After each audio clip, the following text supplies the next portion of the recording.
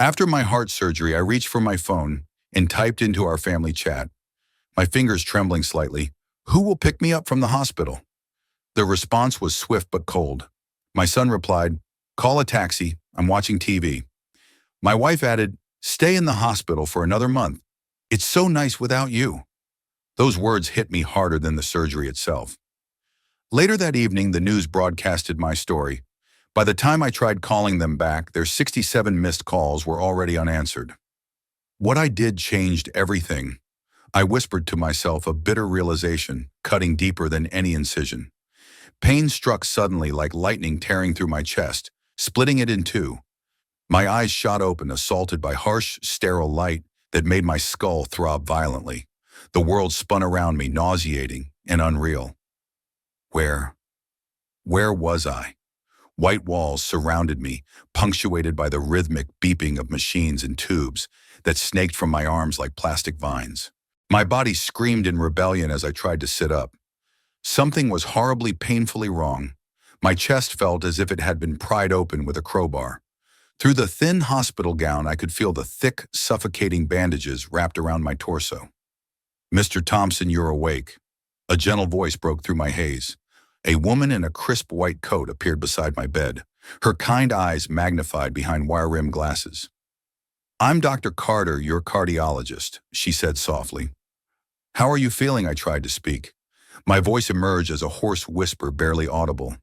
"Like I got hit by a truck." "What happened to me?" My throat burned raw with every word. She glanced at the monitor beside my bed, her fingers moving over it with calm precision. "You underwent emergency cardiac surgery 2 days ago. Triple bypass. Your heart stopped for 47 seconds during the procedure." 47 seconds. The words echoed endlessly in my mind like stones sinking into a deep, dark well. 47 seconds. Was I dead? Technically, yes. "But we brought you back." Her fingers pressed gently against my wrist, counting my pulse. "You're going to be fine, Mr. Thompson," she reassured me. The surgery was successful. 2 weeks in the hospital for recovery, then a gradual return to normal activities. 2 weeks. The thought felt surreal. I glanced around the sterile room. A small window framed the gray Dallas skyline under cloudy January skies. No flowers on the bedside table, no cards. No sign that anyone even knew I was here. A nurse bustled in her presence, a warm contrast to the cold room. She checked the IV drip connected to my left arm, her gentle hands adjusting it with care. "Mr. Thompson, I'm Jennifer. I'll be taking care of you on this shift. Are you experiencing any pain right now?" I nodded silently, unable to trust my own voice. She made a note on her chart and adjusted the flow of my IV. Within minutes, the sharp, stabbing edges of my pain began to soften, replaced by a dull, manageable ache. Dr. Carter returned, pulling up a chair beside my bed. "Mr. Thompson, I need to ask you a few questions to check your cognitive function. Can you tell me what year it is?" 2025, I rasped. "Good. And what month?" "January." The word felt heavy on my tongue, each syllable a small victory. "Excellent," she said. "Now squeeze my hands as hard as you can." She extended both hands toward me, and for the first time that day I felt a flicker of connection, of being grounded in the world again. My grip felt fragile, almost like that of a newborn, barely able to hold on to anything. Yet Dr. Carter nodded approvingly. "Your motor functions look good. Memory seems intact." She jotted notes onto her tablet with calm efficiency. "The next few days will be about managing pain and beginning gentle movement. We'll have you walking short distances soon." And just like that, she left, and I was left alone once more with the relentless beeping of the machines. The sterile white walls and the cold hum of hospital life pressed in around me. I reached cautiously toward the bedside table where someone, maybe a nurse, maybe a volunteer, had left my belongings. My fingers closed around my phone. The screen glowed, showing dozens of notifications, news alerts, emails, spam pharmacy reminders. I scrolled, hoping for something different, something personal. Family messages, missed calls from Susan, missed calls from Scott. Nothing. I opened our family group chat. The last message was from 3 weeks ago. Susan complaining that the grocery store was out of her favorite yogurt, Before that, Scott asking if I could lend him money for car repairs. Not a single message about my heart surgery. Not one "how are you" or "are you okay?" Not a single call. I set the phone down, my fingers trembling, and stared at the acoustic ceiling tiles above my bed. 47 seconds. 47 seconds of being dead, and apparently no one had noticed I was gone. Not a single text, not a single call. I closed my eyes and let the sterile silence of the hospital room wash over me. The antiseptic smell, so clinical and sharp, triggered something deeper, something I had been avoiding for months. Memories I had carefully tucked away came flooding back. It all started in the summer of 2020. I was in the garden behind our Arlington house, planting tomatoes under the scorching Texas sun. The tightness in my chest came like a steel band, squeezing relentlessly around my ribs. I gripped the fence post until it passed, telling myself it was just the heat. I'm fine, just a little tired. "Buford, you're being dramatic again," Susan's voice called from the back porch, iced tea in hand. "Come inside before you have a stroke out there." I had laughed it off, brushing it aside. 66 years old, still strong as an ox or so, I told myself. I needed more water, more rest. But the episodes kept coming. By 2021, climbing the stairs to our bedroom felt like ascending a mountain. I would pause on the landing, clutching the banister while my heart pounded against my ribs like it was trying to break free. Meanwhile, Susan would already be in bed, engrossed in her evening shows, seemingly oblivious to my struggle. And now, lying in this stark hospital room, I felt the weight of all those ignored warnings, all the overlooked cries for help. The isolation wasn't just physical, it was piercingly emotional. 47 seconds of death, and yet my world had moved on without me. "You're getting old," she'd say, never taking her eyes off the television. "Maybe cut back on those weekend projects." Her words were casual, almost dismissive, but they sank deep into me. I never told her about the metallic taste that coated my tongue during the worst episodes, or how the room would tilt sideways when I stood up too quickly. She had her own world of book clubs, charity events, and social engagements. There was no room for me in it. Scott, on the other hand, was even less helpful. When I confessed that I was feeling constantly drained, he merely shrugged from his spot on the living room couch. "Maybe see a doctor, Dad." "Actually, wait. That's expensive. Try some vitamins first." 28 years old, living in our basement, yet he worried more about how my medical bills might eat into his inheritance than the fact that his father was slipping away before his eyes. The first real attack came unexpectedly one Tuesday morning in March 2023. I was in the kitchen preparing coffee when the pain hit with the force of a sledgehammer to my chest. My hands clutched the countertop, coffee grounds scattering across the linoleum as I slid to the cold floor. "Susan," I croaked, my voice barely reaching beyond the doorway. 10 minutes later, she found me still on the floor, gasping for air.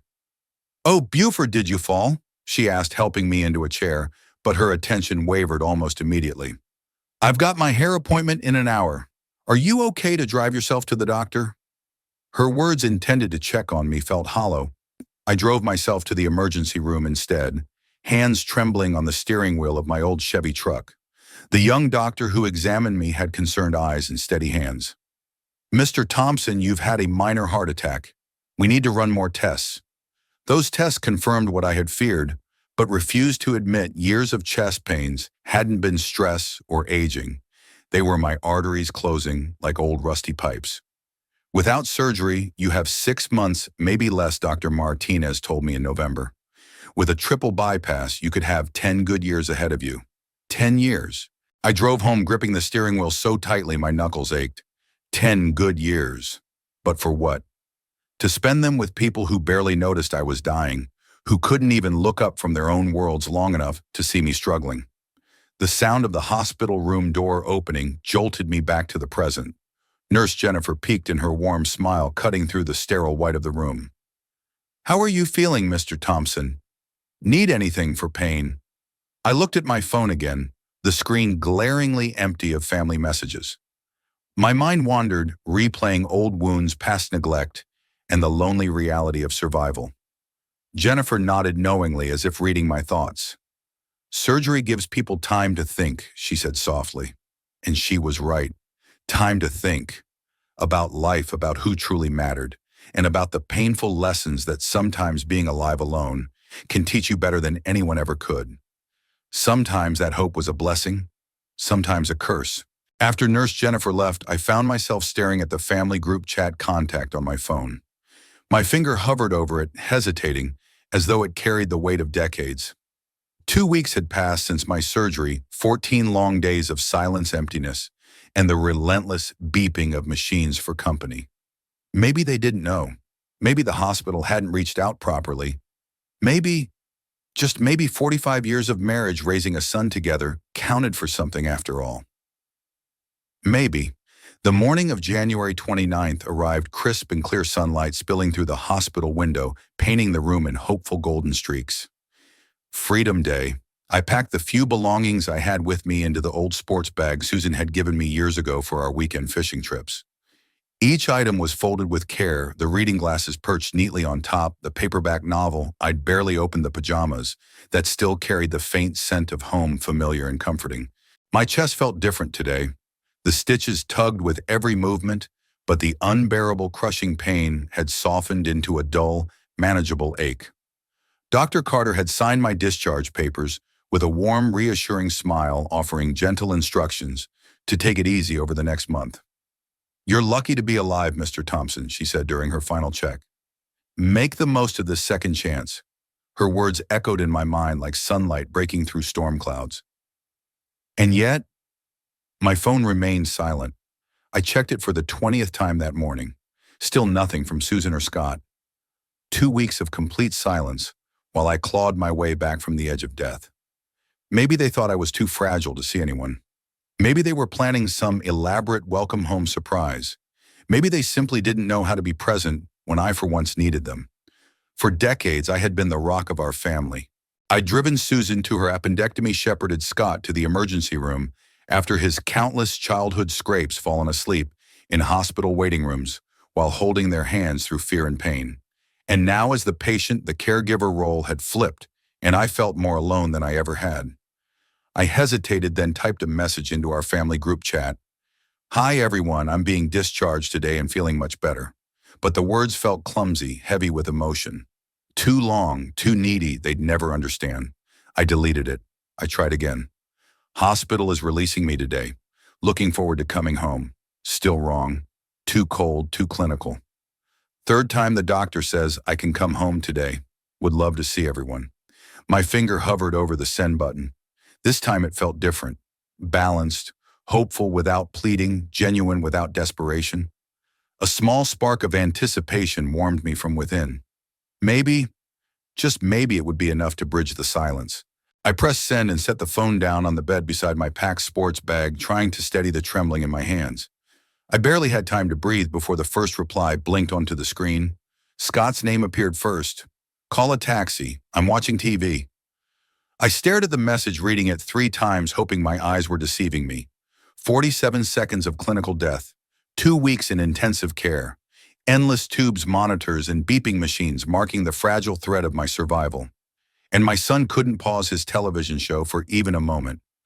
I felt a hollow ache settle into my chest, different from the post-surgical soreness, deeper, heavier, colder. But Susan would be different. Surely after 45 years of marriage, she would understand. She'd want to bring me home herself, fuss over me, like she used to reassure me that everything would be okay. My finger hovered over the phone as I scrolled down to her reply. "Stay another month in the hospital. It's so good without you." The phone slipped from my hands, tumbling onto the white hospital blanket. The words glowed on the screen, like a neon sign flashing a brutal truth. I wasn't ready to accept everything I had believed about my family. The warmth, the care, the shared life was a lie. "Stay another month. It's so good without you." I sank heavily onto the edge of the bed, my sports bag sliding to the floor with a soft thud. The morning sunlight streamed through the window, brilliant and cheerful, mocking me with its innocence. My chest ached, but not from surgery. This pain burrowed deeper into a place no scalpel could reach, a pain born of betrayal, abandonment, and the sharp sting of love turned indifferent. Nurse Jennifer appeared in the doorway, clipboard in hand, and paused when she saw my face. She stepped inside quietly, closing the door behind her. "Mr. Thompson, you look pale. Are you having chest pain?" I shook my head, unable to trust my voice. She picked up my phone from the bed and glanced at the screen. Her professional expression softened, becoming something warmer, gentler, almost sad. "I'm sorry," she said quietly. "Family can be complicated. Complicated." That was one way to put it. Another way would have been to say that for 45 years I had given my everything, my time, my love, my energy to people who saw me only as a caretaker, a paycheck, a shadow. People who found my absence more pleasant than my presence. I looked down at the discharge papers spread across the hospital bed, medication schedules, follow-up appointments, warnings about avoiding heavy lifting guidelines for living a new, healthier life. But as I stared at Susan's words glowing cruelly on my phone, those sterile sheets of paper began to take on a new shape in my mind. They weren't instructions for survival anymore. They were a record of how little my family had noticed me while I had fought for my life, a ledger of indifference that no heart surgery could repair. I sat there in silence, the sunlight washing over me, the sterile walls pressing in, and for the first time the truth settled around me like a weight I couldn't shake. The people I had sacrificed everything for had chosen not to care at all. Not just medical instructions, they looked like freedom. Those discharge papers in my hands weren't merely schedules for pills or follow-up appointments anymore. They had become something heavier, something crueler, evidence of 45 years spent being a fool.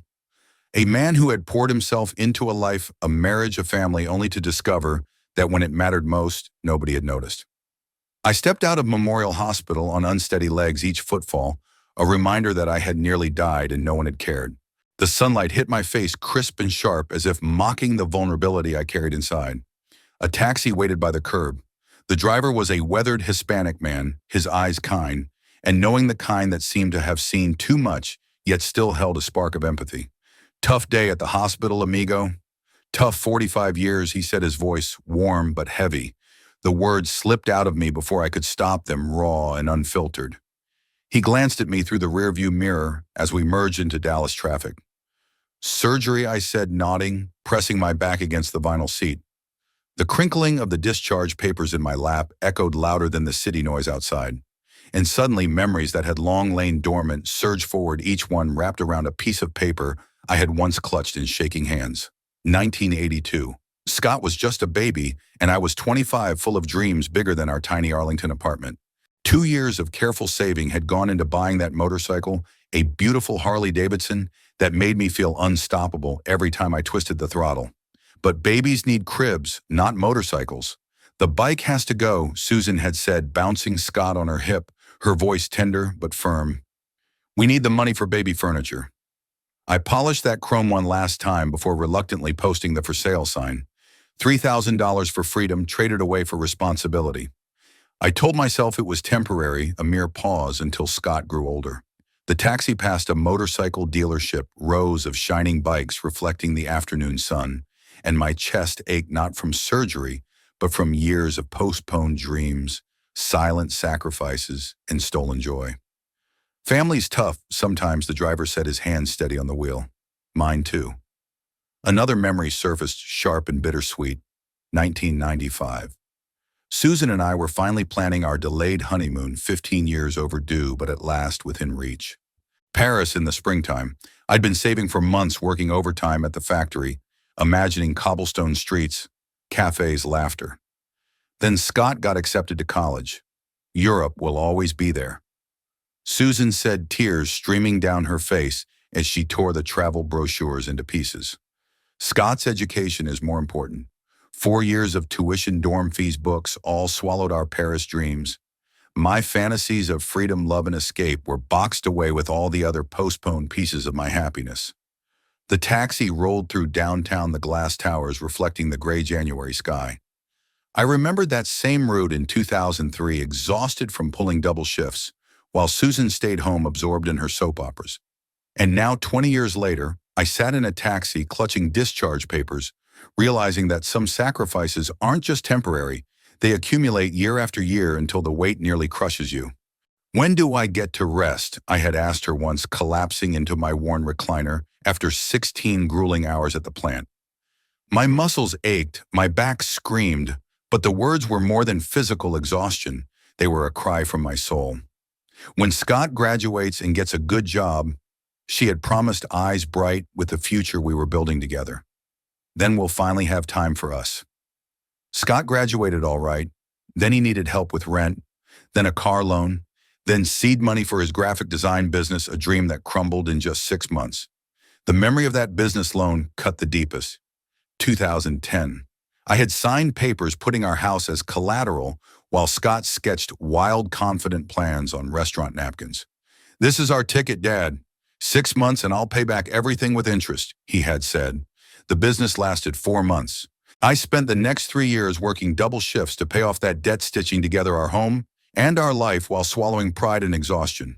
The taxi turned onto familiar Arlington streets, and memories pressed in from every corner. Past the elementary school where I had coached Scott's little league team while postponing my own dreams. Past the park where I had pushed Susan on the swings during our early courtship, back when she looked at me like I was her hero instead of her ATM. "You got people picking you up?" the driver asked as we neared my neighborhood. I thought about the messages still burning in my phone. "Call a taxi.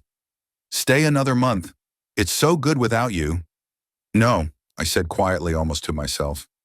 "I think I'm done being picked up." The house came into view around the corner. White siding, green shutters, the lawn I had mowed every Saturday for 20 years. It should have looked like home. Instead, it looked like a monument to my foolishness.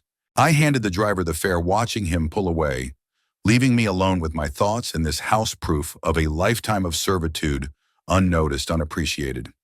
Every nail, every coat of paint, every sacrifice for book club meetings, for Scott's gaming setup, it all felt meaningless now. I approached the front door, keys heavy and almost foreign in my fingers. The house looked different now, not like home, but like evidence. Evidence of everything I had given and everything I had never gotten in return. The key turned with a soft click, and I stepped inside into darkness. Even the entryway felt alien, as if I had crossed into someone else's life. I flipped on the light. The house spoke the truth in silence. Mail piled on the small table by the door, unopened bills and advertisements scattered carelessly. Susan's shoes lay where she had kicked them off. Scott's muddy sneakers were shoved haphazardly beside them. Nobody had bothered to pick up after themselves for weeks. The living room was worse. Scott's gaming setup had exploded across the space like the remnants of a teenager's universe: wires, tangled controllers, abandoned monitors, tilted at odd angles. I stood there for a long moment, letting it all sink in. 45 years of work, sacrifice, and love, reduced to chaos and indifference. My chest ached, not from surgery, not from old scars, but from the weight of realizing that everything I had built had been lived and used and ignored. Empty energy drink cans formed a precarious pyramid on my coffee table, the topmost tin threatening to topple at the slightest touch. Pizza boxes were stacked haphazardly beside my recliner, the very chair I had bought with years of overtime money 15 years ago, a chair that had cradled me through exhaustion, illness, and quiet evenings of thought. I moved slowly through the evidence of their comfort, each step like walking across a minefield of betrayal. My absence hadn't sparked worry or grief. It hadn't even caused hesitation. It had caused celebration. The kitchen reinforced the story. Dirty dishes heaped in the sink, takeout containers overflowing the trash. The refrigerator brimmed with expensive wine and premium ice cream luxuries they had indulged in while I fought for my life in sterile hospital rooms. But the final insult awaited in my study. They had turned it into storage, a repository for their convenience, rather than a sanctuary for our shared memories. Boxes of Susan's craft supplies covered the desk I had once meticulously organized. Scott's old computer equipment crowded the bookcases I had built to hold stories and knowledge. Dust lay thick over family photos I had arranged with care, silent witnesses to a life of service and devotion. 47 seconds. That was all it had taken, 47 seconds of clinical death, and they had transformed my personal space into a closet. I sank heavily into the one chair that hadn't been overtaken by their belongings, the leather creaking beneath my weight. The combination to my safe was still seared into my memory, a small comfort in this house of neglect. Scott's birthday, how fitting. I entered the code and the safe opened with a soft mechanical whisper. Inside, my will rested in its blue legal folder, untouched, waiting for the hands of the man and woman who had disregarded my very existence. I pulled it out with steady hands, flipping through the carefully drafted provisions. To my beloved wife, Susan Thompson, the house and all personal property. To my son, Scott Thompson, all financial assets, including retirement accounts, to be divided equally upon my death. Beloved wife. I laughed bitterly, the sound hollow and echoing through my violated study. The woman who had told me to stay in the hospital another month. It's so good without you. My son, a 38-year-old man who couldn't pause his television show to pick up his dying father. I walked slowly to the shelves where family photos gathered dust, their silence heavier than any words. Wedding pictures showed a young couple full of hope, arms, entwined eyes bright with expectation. Scott's baby pictures captured innocent smiles and tiny hands reaching for the camera, unaware of the burdens their existence would impose. Vacation photos documented trips I had paid for but barely enjoyed, always worried about the cost, always calculating the sacrifice. In every image I was smiling, the provider, the protector, the fool. I returned to the present heart heavy and opened my phone. I typed into the search bar State Attorney's Dallas. The screen filled with law firm names and phone numbers, 1,000 tiny threads leading me to the only control left to reclaim the future I had built, to decide how it would be divided, and to ensure that 45 years of giving and sacrifice would not vanish unnoticed, unacknowledged, and unvalued. Professional people who understood the weight of a will, the delicate truth that inheritance was a privilege, not a right. They knew how to listen, how to honor intention, how to ensure that the final word was respected. At the top of the search list appeared Jonathan Hale, an associate's esteemed experience, trusted in estate planning and charitable giving. Perfect. I took one last look around my study, letting my eyes trace over the mess my family had left in my absence. Boxes stacked haphazardly on the desk, dust coating my carefully curated personal belongings, the remnants of meals and parties littering the surfaces they had lived in my space like it wasn't mine. And there I sat, the will resting on my lap, the instrument of truth I had carried for months. Tomorrow I would call Mr. Hale. Tomorrow I would begin to correct the biggest mistake of my life. Tonight I would plan exactly how to give my family what they deserved: nothing. The elevator hummed as it climbed floor by floor, each chime a pulse in my chest, each number a step closer to justice. 15 floors up in a downtown Dallas high-rise, Jonathan Hale waited, the man who held the power to reshape my family's future and reclaim the years I had spent unnoticed, unappreciated.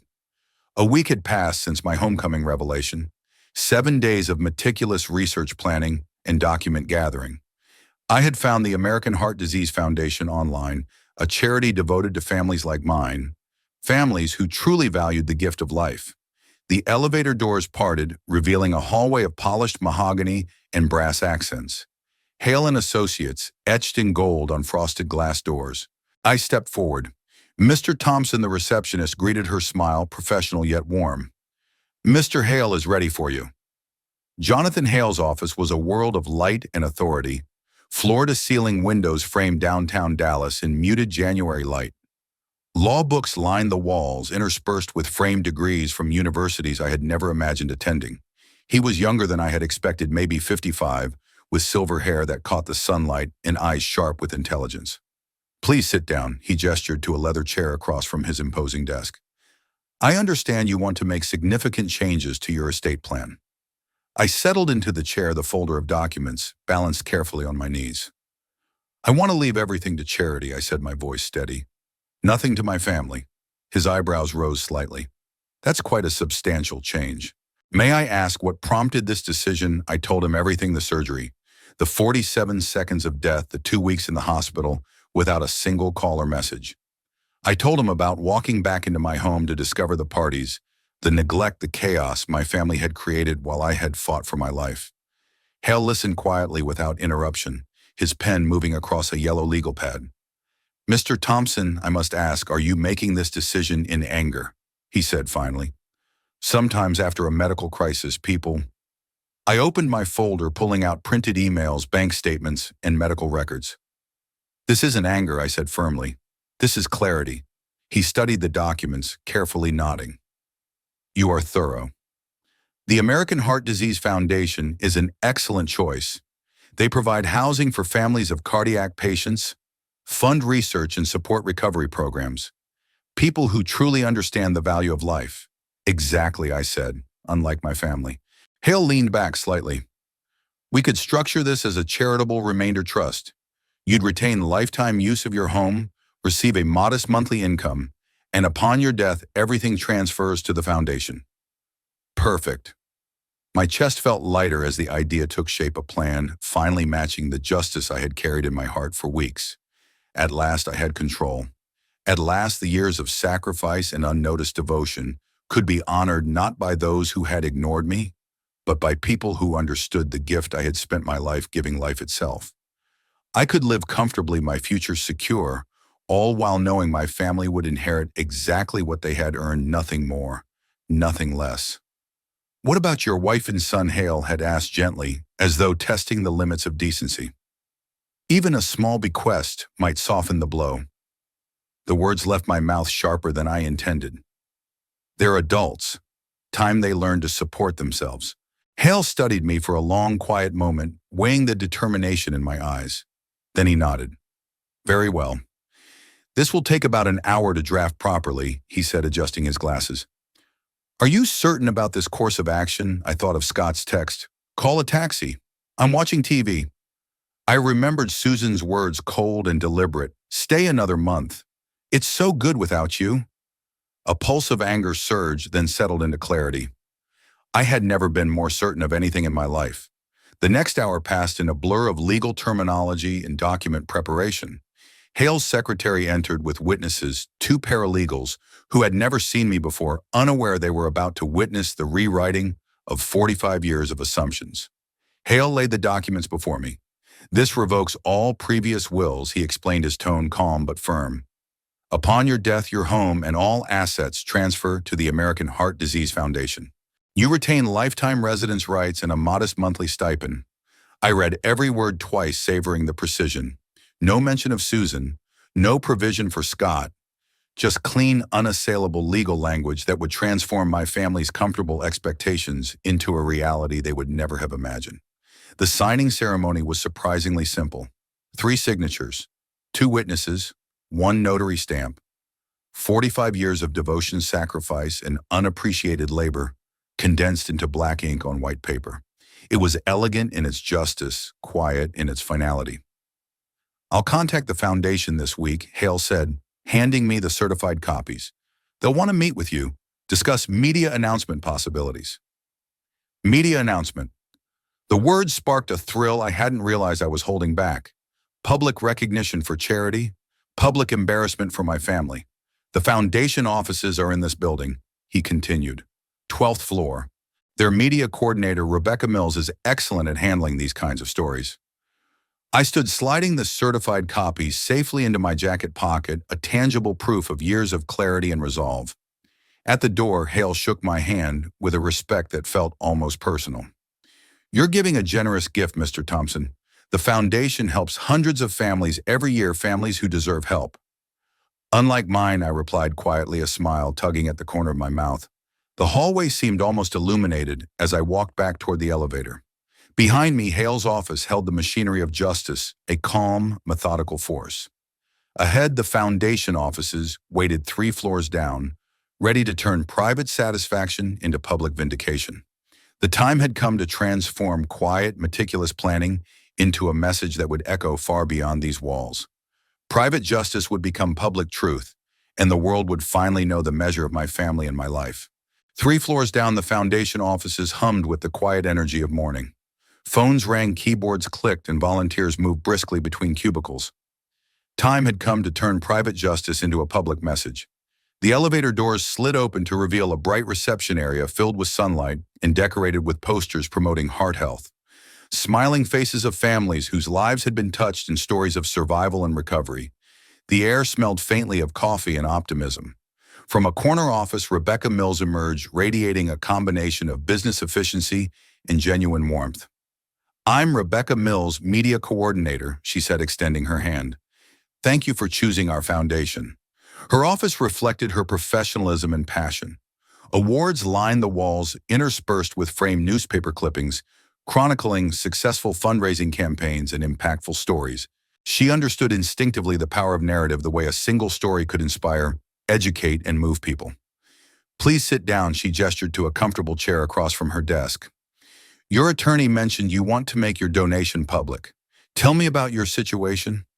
I took a deep breath and recounted everything: the surgery, the 47 seconds my heart had stopped the silence of my family during my hospital stay, and the cruel text messages that greeted me when I returned home. I told her how it felt to walk through my own house and find it transformed into a playground for my family's comfort, while I had been fighting for my life. Rebecca listened intently, her pen flying across a yellow pad as she absorbed each detail. She didn't interrupt. She didn't flinch. When I finished, she looked up and said softly, "This is powerful. Your story could save hundreds of lives. People need to understand how vital family support is during a medical crisis." Her words struck a chord deep inside me. If my pain can help someone else, then it's worth it. She picked up her phone and dialed with practiced efficiency. Channel 8. This is Rebecca Mills at the Heart Foundation. I have a story for you. A local man is donating his entire estate after his family abandoned him during heart surgery. The call lasted 10 minutes, but in that time, I watched her eyes light up with excitement. They can have a crew at your house this afternoon. Perfect timing. Heart Disease Awareness Week starts Monday. The morning flew by as we prepared. Rebecca coached me patiently, emphasizing key messages: the importance of family support, the foundation's mission, and the often overlooked realities of cardiac recovery. But most importantly, she urged me to tell the truth about my family's abandonment. Don't hold back, she advised. People respond to authentic emotion. Your story will touch hearts and save lives. By noon, we arrived at Channel 8 studio downtown. The energy of the newsroom was palpable, phones ringing, reporters moving quickly, cameras being tested. The news producer, a sharp and focused woman named Jennifer, grasped immediately why this story mattered. She leaned forward, her eyes fixed on me. "We know this is personal," she said, "but it's also important. People need to hear this." For the first time since leaving the hospital, I felt a sense of purpose and control. My story, once private and painful, was about to become a message that could educate, inspire, and hold others accountable. And maybe, just maybe, the world would finally see what 45 years of unnoticed sacrifice and unappreciated devotion looked like. A man gives away his house after receiving cold text messages from his own family urging him to stay in the hospital longer. Jennifer, the Channel 8 producer, shook her head slightly, a mixture of disbelief and admiration on her face. "This is going to resonate with viewers," she said. The studio interview went seamlessly. Bright lights, professional cameras, and the precise guidance Rebecca had given me made the environment feel both intimidating and empowering. The interviewer, David Martinez, carried the perfect balance of journalistic precision and human empathy. "Mr. Thompson, what went through your mind when you read those text messages from your family?" he asked, his eyes steady, his tone gentle. I took a measured breath. "I realized that love should be mutual," I replied, my voice calm but firm. "Gratitude is a choice, not an obligation. For 45 years, I chose to put my family first. When I needed them most, they chose differently."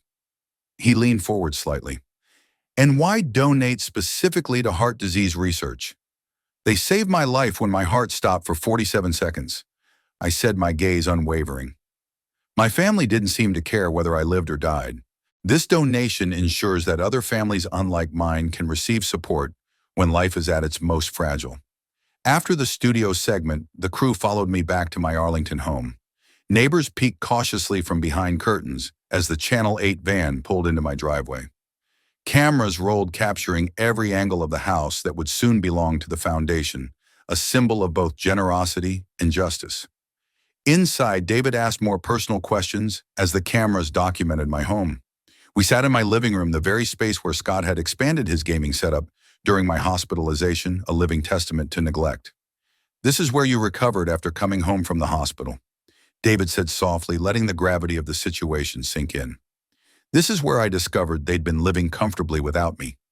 I explained, my voice steady but tinged with bitterness.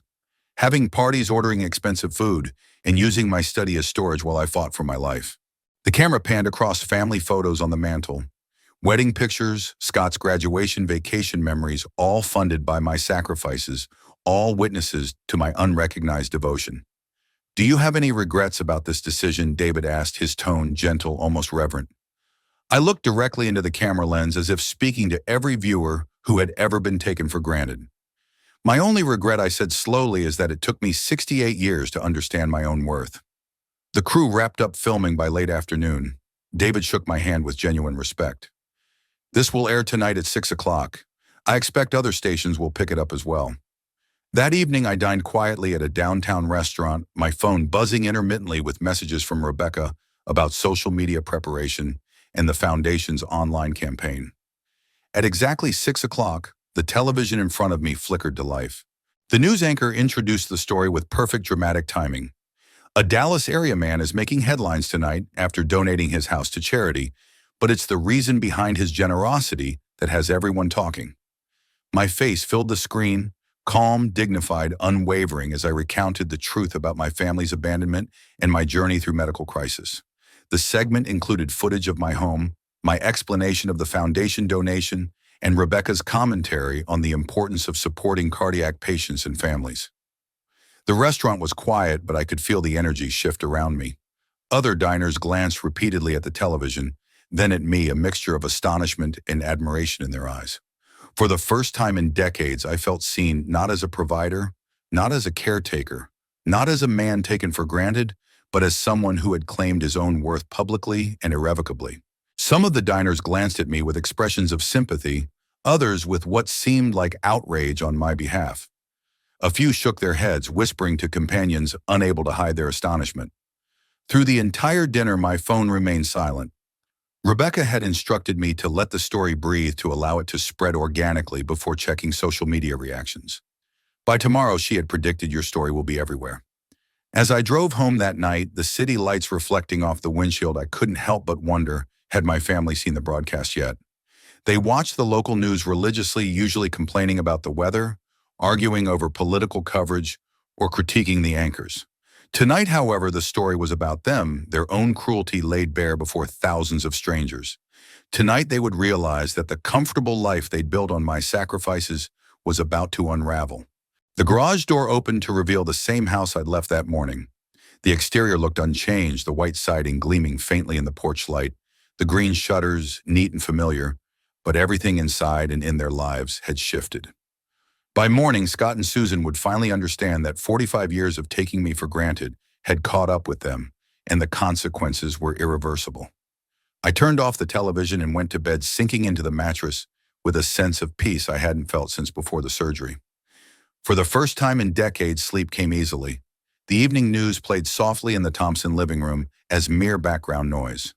Susan flipped through her magazines with casual disinterest, while Scott's eyes darted between his video game and the glowing screen.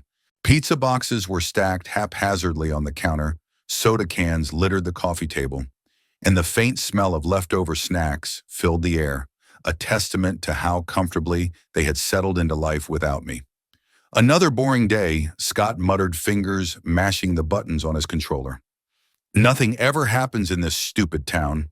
Susan glanced up from her magazine, a sly smile on her face. At least we don't have to deal with your father's constant worrying anymore. Remember how we used to fuss about every little expense? Both laughed, oblivious to the storm brewing just beyond their living room walls. Then the news anchor's voice shifted, cutting through the mundane chatter. A Dallas area man is making headlines tonight after donating his house to charity, but it's the reason behind his generosity that has everyone talking. Scott's controller slipped from his fingers, clattering to the floor. His eyes widened as the camera panned across the house, and he froze. The familiar white siding, the green shutters, the oak tree in the front yard, it was unmistakably theirs. "Mom," Scott whispered, his voice trembling. "That's our house." Susan's magazine fell from her hands. She leaned forward, frozen eyes glued to the screen. A creeping horror washed over them both as the camera slowly shifted to reveal my face, calm and composed, telling the story they never expected to be told. "Oh my God," Susan breathed, her voice barely audible. That's your father." In that moment, everything shifted. Their world, the one built on my labor, my sacrifices, and their disregard, collapsed in real time. The house they had treated as theirs alone, the life they had lived so comfortably without me, was now being broadcast to an entire city, and beyond that to anyone with an internet connection. Their shock was palpable, raw, and completely deserved. They sat frozen in front of the television, caught in a mixture of disbelief, fear, and growing panic as Buford recounted his story to the interviewer.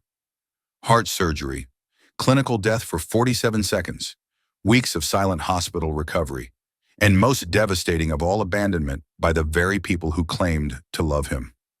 When I asked my family to pick me up from the hospital, Buford said calmly, his voice steady even over the airwaves, my son told me to call a taxi because he was watching television. My wife told me I should stay another month because it was so good without me. Scott's face went ghostly white, drained of every ounce of color. Those were his exact words, repeated back to him for the entire city to hear. Susan, her hands flying to cover her mouth, realized with a sickening shock that her own cruel message had been broadcast across Dallas, seen by thousands of strangers. "This is impossible," she screamed at the television, her voice cracking. "He can't do this. That's our house. That's our house." The news segment continued, Buford calmly explaining his decision to donate everything to the Heart Disease Foundation. No mention of inheritance for his family, no provision for Susan or Scott. Their comfortable assumptions built over decades were evaporating before their eyes. Susan grabbed Scott by the arm, shaking him violently. Call him right now," she demanded, her voice frantic. Scott fumbled for his phone, fingers trembling, finally managing to dial his father's number. But the call went straight to voicemail. "Dad, it's Scott. We just saw the news." "What are you doing? Call us back immediately." Susan snatched the phone, her manicured fingers hitting the keypad as she tried herself. Voicemail again. "Buford Thompson, this is your wife. You call me back this instant. This is insane." They called repeatedly for the next hour, desperation mounting with every unanswered ring. After the 10th attempt, Buford's phone stopped ringing entirely, sending them directly to voicemail every time. Meanwhile, the story erupted across social media. Friends, neighbors, and strangers were sharing the segment, commenting furiously. Scott scrolled through his feed, eyes wide, showing Susan. "Look at this. Everyone's calling us monsters. They're saying we deserve this." Susan's mascara streamed down her cheeks as she stared at the screen, horror and shame contorting her features. Where will we go?" she whispered, voice breaking. "We have no money. Everything is in his name." The realization hit them like a physical blow. The house, the bank accounts, the retirement funds, every asset they had once assumed belonged to them, they owned nothing. They had lived in luxury for decades, blind to the fact that their security was entirely built on Buford's labor and generosity, which he had now withdrawn entirely. By 10:00 p.m., they had left 67 voicemails and sent dozens of frantic text messages, each more desperate than the last. Buford didn't respond. He wasn't just ignoring them. He was unreachable, resolute. "He's lost his mind," Scott muttered, pacing frantically through the living room, his fingers running through his hair. The surgery damaged his brain. "He doesn't know what he's doing." Susan stared at her own trembling hands, gripping the phone tightly. Or maybe, she whispered, her voice taut with dawning horror, maybe he knows exactly what he's doing. Maybe this is revenge. The rest of the evening passed in stunned silence, broken only by intermittent sobs, frantic pacing, and whispered speculation. No income, no savings, no property. Scott had never held a real job, relying entirely on his father's provisions. Susan hadn't worked in 30 years, her days filled with book clubs, charity events, and leisure. She now realized came at the expense of the man they had abandoned. For the first time in decades, they were confronted with the full weight of their choices. And Buford, calm and unshakable, had reclaimed control of his life, leaving them to reckon with the consequences they had ignored for far too long. "What do we do?" Scott whispered, his voice trembling despite the bravado he tried to project. Midnight had come and gone, and the house felt oppressively quiet, except for the faint hum of electronics and the occasional creak of settling wood. "How do we fix this?" Susan wiped her tear-streaked face with the sleeve of her robe, her eyes sweeping the room as if searching for a lifeline. Her gaze fell on Scott's elaborate gaming setup, the high-end consoles and monitors she'd once indulged him with, the very symbols of their comfortable, unearned life. Her eyes drifted to the magazines stacked neatly on the coffee table designer covers. Travel spreads, charity gala photos, all proof of the life they had built atop Buford's sacrifices, his labor and his patience. "We wait for him to come home," she said, her voice grim and low, almost a whisper of resolve. "And we make him understand that family is family no matter what."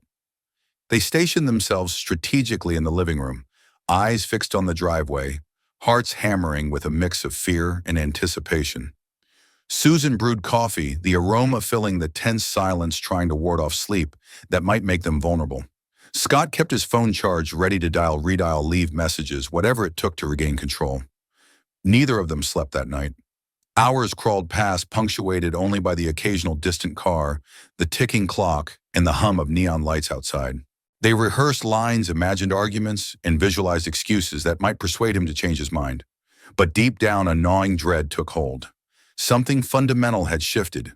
The man they had taken for granted, the quiet provider who had bent every fiber of his being for them for 45 years, had finally stopped bending.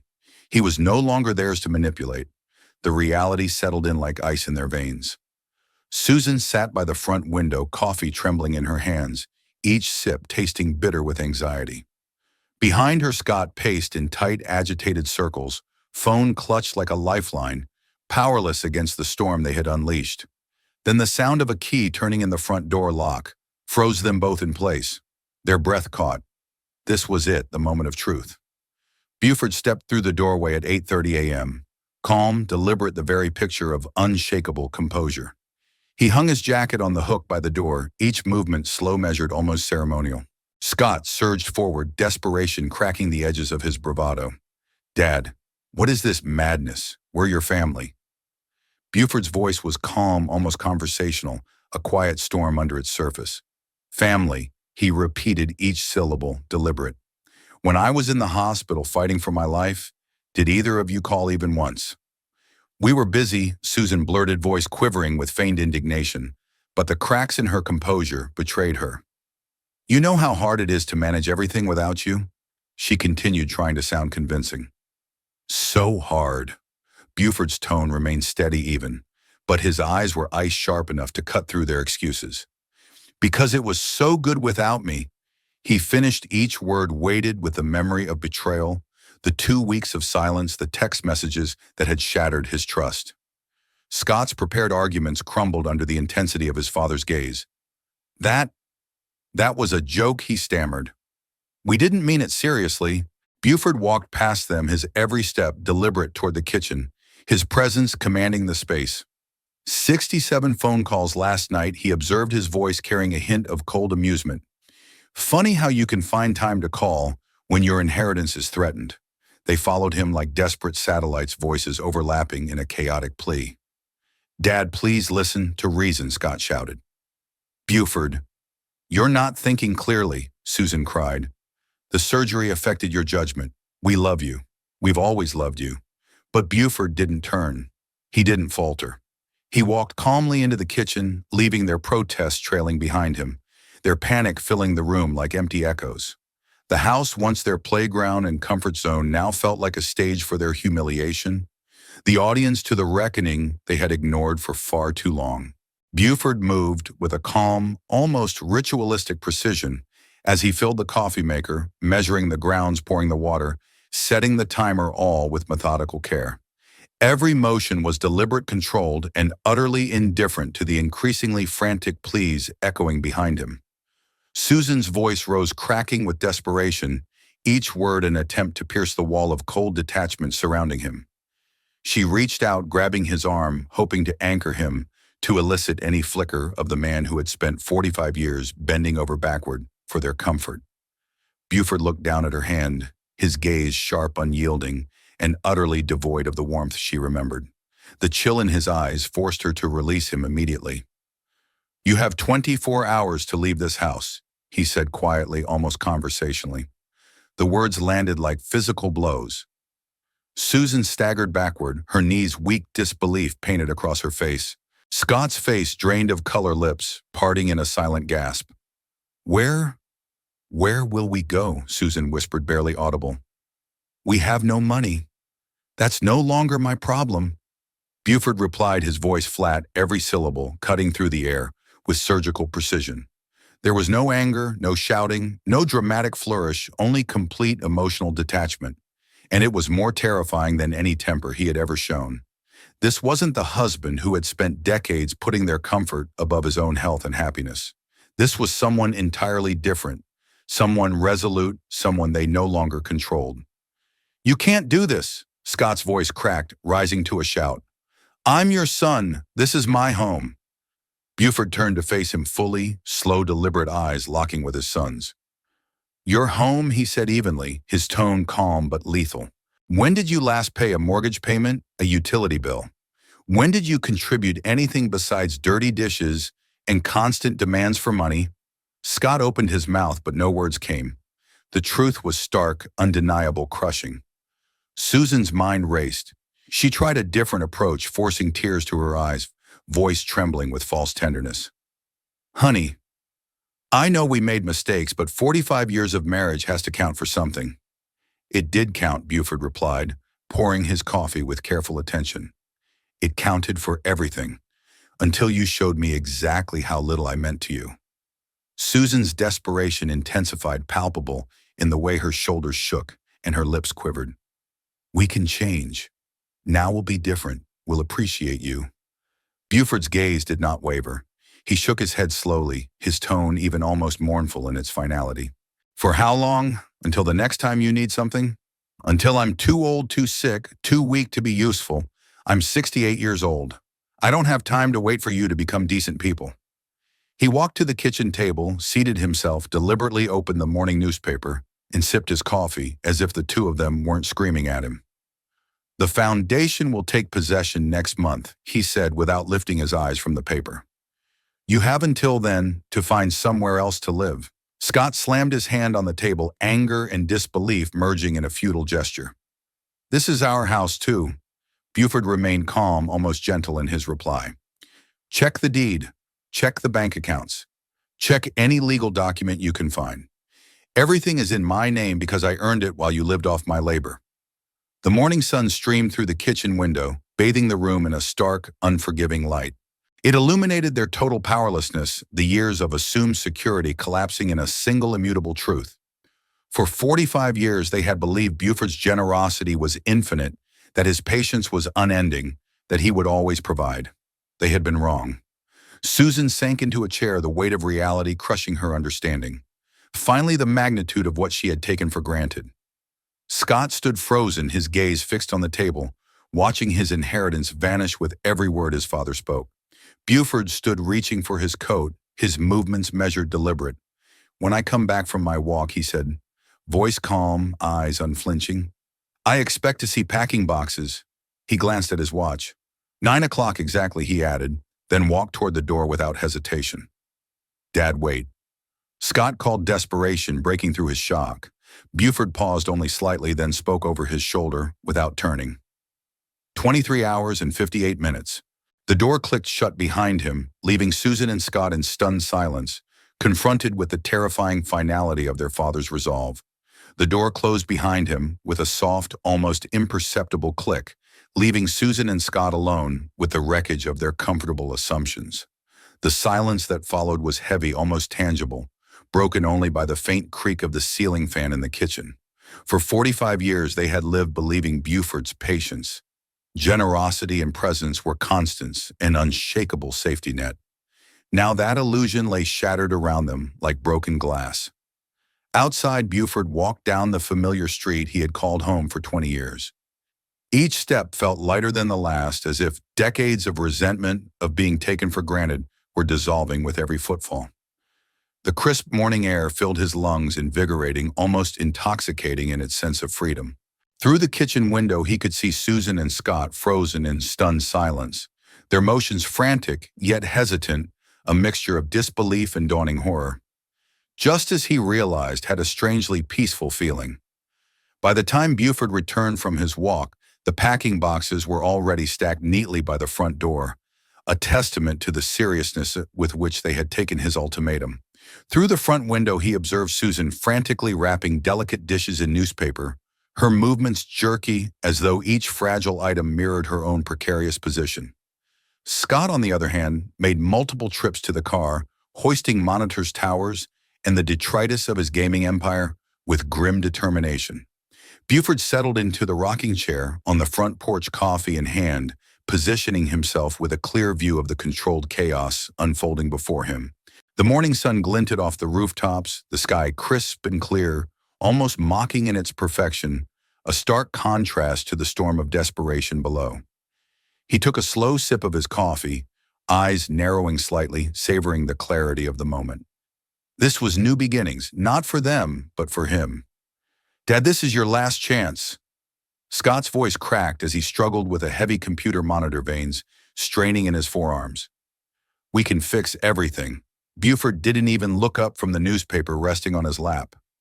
"You had 45 years for chances," he said evenly, the weight of each word grounding the space between them in undeniable truth. Susan appeared in the doorway, hair disheveled, eyes red and swollen from crying. Her voice trembled as she attempted an apology. "Buford, honey, I'm sorry about that message. I wasn't thinking clearly." "That's exactly the problem, Susan," he replied calmly, voice carrying across the yard like an unyielding bell. "You never think about anyone but yourself." The packing process was pure chaos. 45 years of accumulated possessions had to be sorted, wrapped, or abandoned in less than 24 hours. Susan ran repeatedly back into the house for one more important thing, while Scott paused, weighing whether his old computer games were worth the trunk space or if they could even fit. Each item, each frantic movement, each whispered argument seemed to underscore years of entitlement colliding with reality. Around noon, Mrs. Henderson from next door ambled over, curiosity piqued by the unusual activity. "Everything all right, Buford?" she asked, noting the boxes stacked in organized disorder, her eyes flicking between the frantic pair inside. "Just some family changes," Buford said pleasantly, voice light, almost jovial. "Nothing to worry about." She nodded politely, but the flicker of recognition in her eyes suggested she had seen the news coverage. The entire neighborhood probably knew by now. Scott's appeals grew increasingly desperate throughout the afternoon, shifting from anger to bargaining. He pleaded, screamed, and tried to rationalize, hoping against hope, that the man who had sacrificed decades for them could still be swayed. Each attempt fell flat, crushed by Buford's calm certainty, the reality of their situation settling heavier with every passing hour. Outside, Buford rocked gently, coffee cooling in his hands, observing the unfolding scene with a sense of grim satisfaction. For the first time in decades, he was no longer the silent provider, the ever-patient caretaker. The illusion of their comfortable life had been stripped away, leaving nothing but truth and consequence. And as the sun climbed higher, illuminating the house, and the frantic activity within Buford felt a rare sense of peace, justice had arrived, quiet, unyielding, and thoroughly deserved. "This is completely insane. You can't survive without us," Scott shouted, pacing back and forth, his face flushed with disbelief and desperation. The anger soon melted into bargaining. "What if we paid rent? What if we contributed to household expenses?" He clutched his phone as if a call to a bank account or a signed check could undo decades of neglect. Susan stepped forward, her voice trembling as she tried pleading with reason. "Dad, where are we supposed to go? We have nowhere else." Her hands shook as she gestured toward the driveway, toward the house she'd called home for 20 years. "I've lived 68 years, I replied calmly, each word measured and deliberate. "I think I'll manage just fine." My voice carried the quiet certainty of someone who had finally reclaimed his life. Susan tried every manipulation tactic in her considerable arsenal. Tears, heartfelt appeals to our marriage vows, reminders of happy memories, insinuations about my health.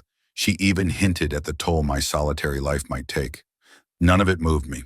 I had seen this performance too many times over the decades, had tolerated the subtle, unspoken demands, the endless expectation that I existed solely for their convenience. Today I was no longer a resource to be exploited. By 4 o'clock, both cars were packed beyond capacity, the the trunks groaning under the weight of their accumulated possessions. Clothes were jammed into every nook and cranny, fragile boxes, precariously stacked with not a centimeter to spare. Some items, however, had to be left behind. Furniture, kitchen appliances, memories too cumbersome to take reminders of the life they had taken for granted.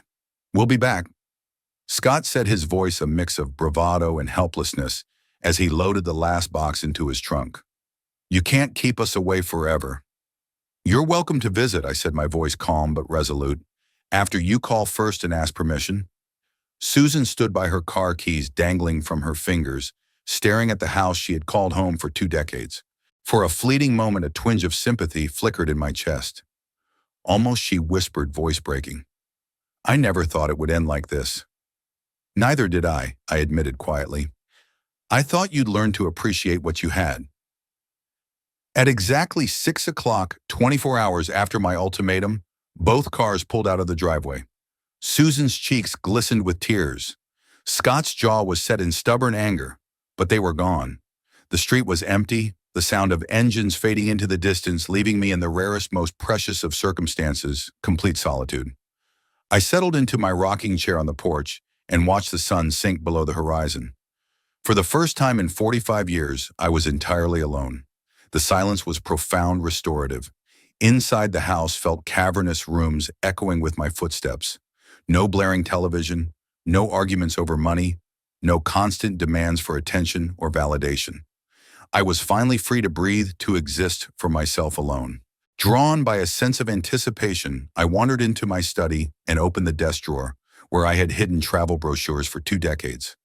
Pictures of the Colorado mountains, the Arizona deserts, and national parks across the country stared back at me, untouched, longing to be explored. Time I had all the time in the world now. Finally, I could open these treasures without guilt, without compromise, without expectation. February passed quietly, filled with reflection and preparation. By March, I embarked on my inaugural solo trip to Big Bend National Park in Texas. Never before had I camped alone, never driven anywhere solely for pleasure. The desert landscape overwhelmed me with its stark, untamed beauty, endless sky stretching in every direction, ancient rock formations rising like monuments, a silence so complete it seemed almost sacred.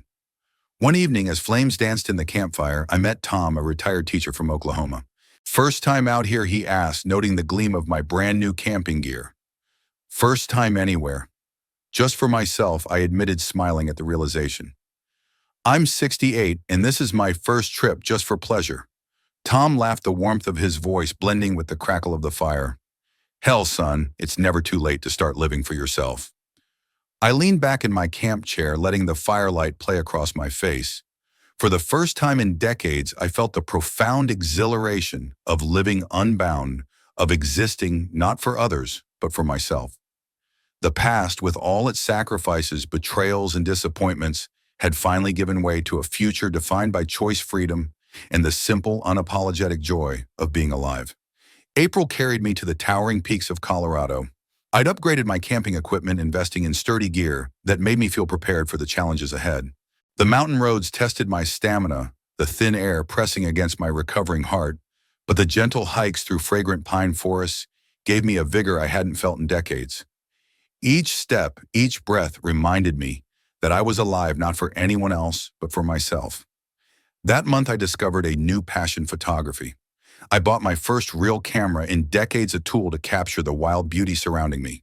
The mountains demanded to be immortalized, the snow-capped peaks mirrored perfectly in crystal-clear alpine lakes, wildflowers swaying in high meadows, and the sunrise spilling gold across jagged granite cliffs.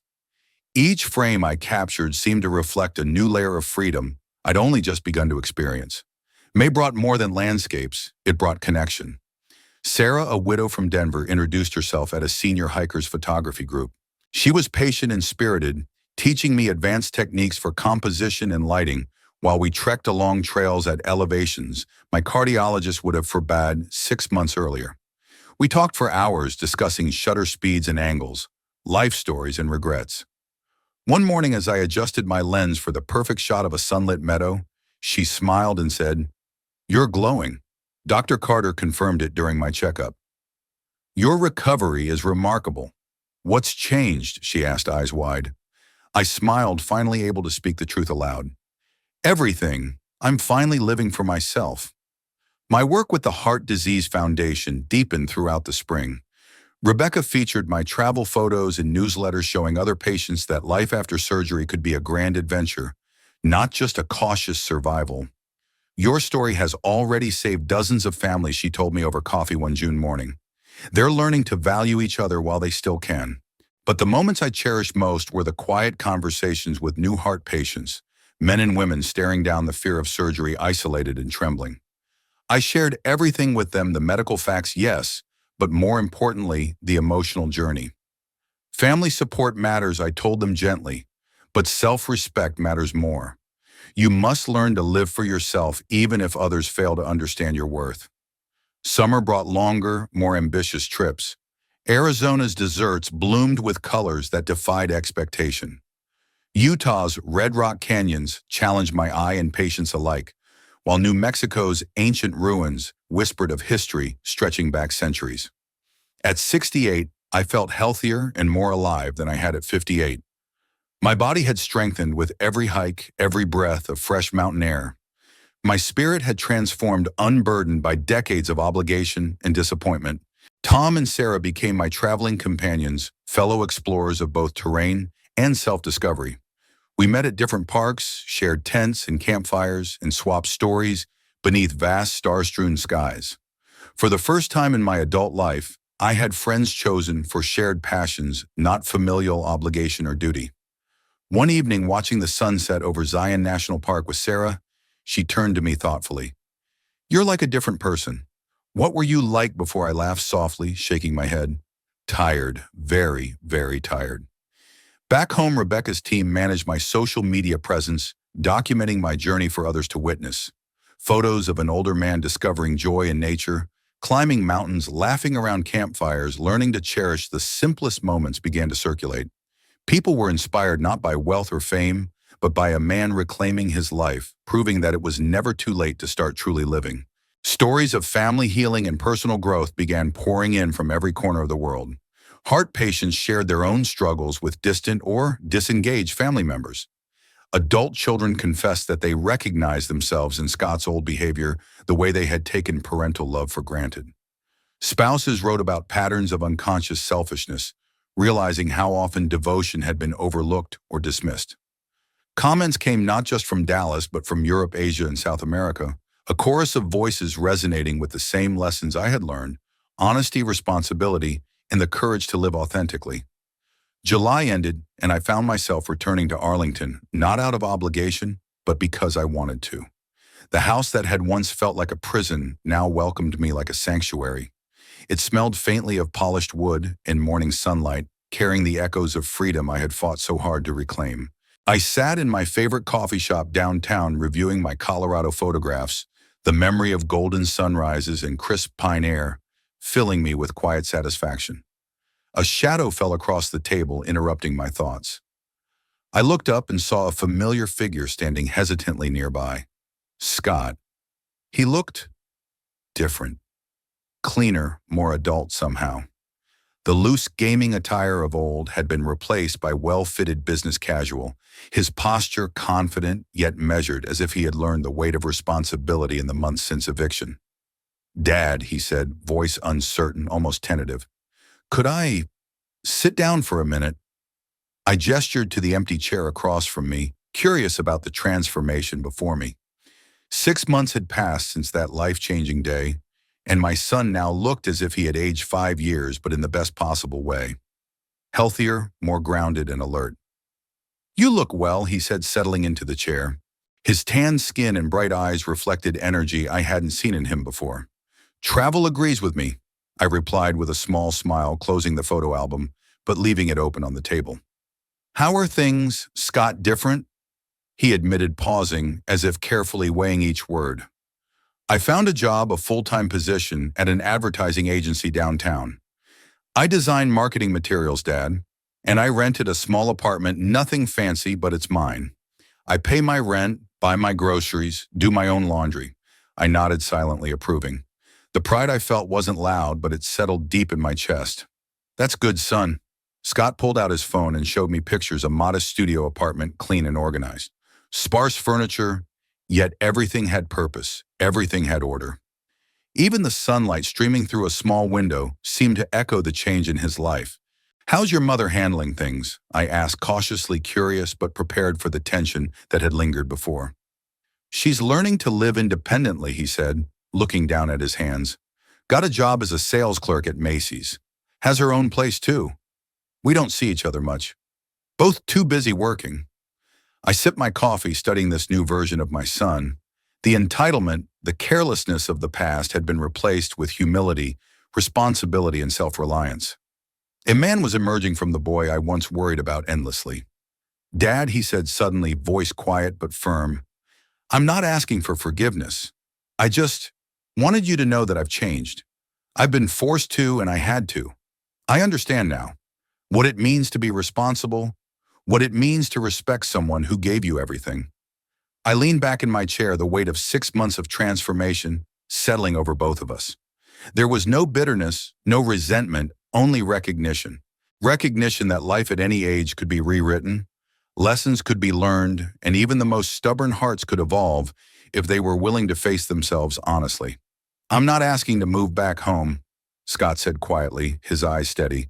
"I'm not asking for money. I'm not asking for you to change your will back." I paused, genuinely surprised.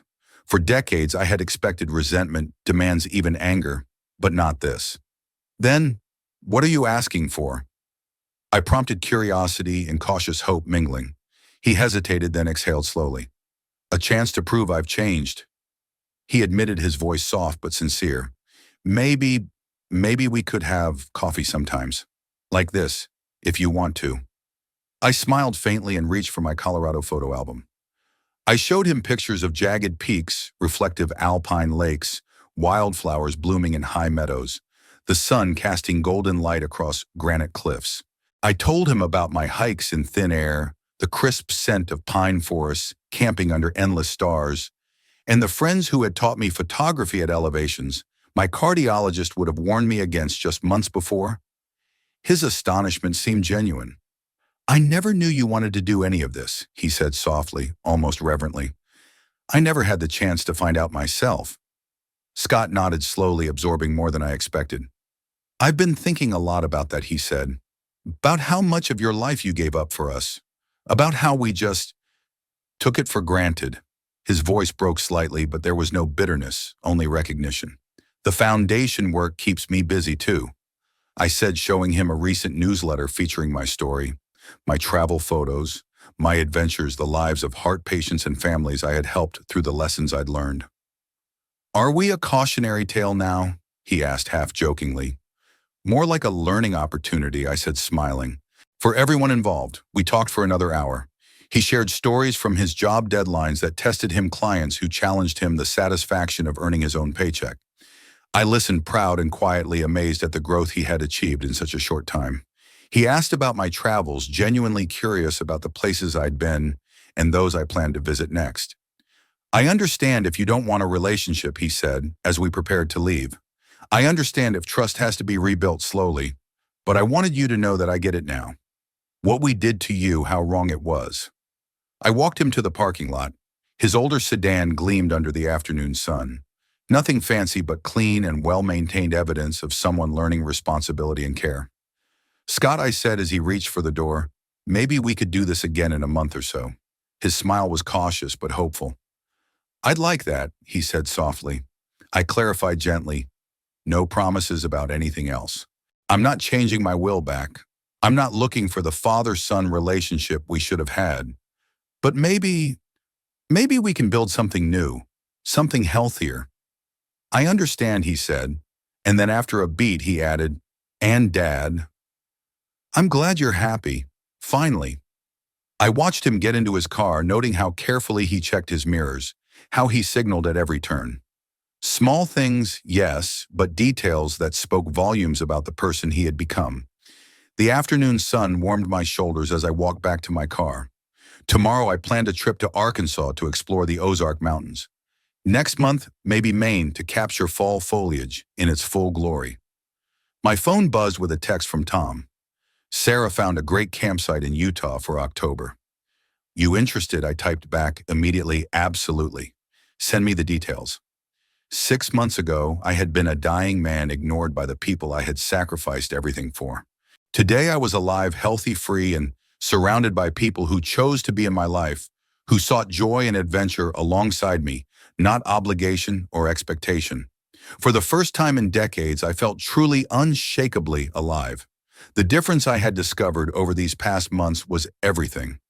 Every decision, every boundary, every choice to put myself first had transformed my life in ways I could never have imagined. I drove slowly through Arlington's familiar streets, savoring the sense of ownership and freedom that now accompanied every turn. I passed the coffee shop where Scott and I had shared that honest, tentative conversation, the first real exchange of understanding between father and son in decades. The memory made me smile quietly to myself. I drove past Mrs. Henderson's house. She was out in her garden tending her flowers with the same gentle precision she had always shown, and she waved at me, unaware of the storm and the reconciliation that had unfolded in my own home. Ahead, the Hart Foundation office came into view, its windows glinting in the late afternoon sun. I thought of Rebecca tirelessly planning next month's awareness campaign, already turning the ripple of my story into lessons for countless other families. And then home. The house was finally undeniably mine, not just by legal title, but by choice, by care, by the deliberate life I had built for myself, step by step, decision by decision. No one dictated my schedule, my priorities, or the meaning of my days. The quiet hum of independence filled every room.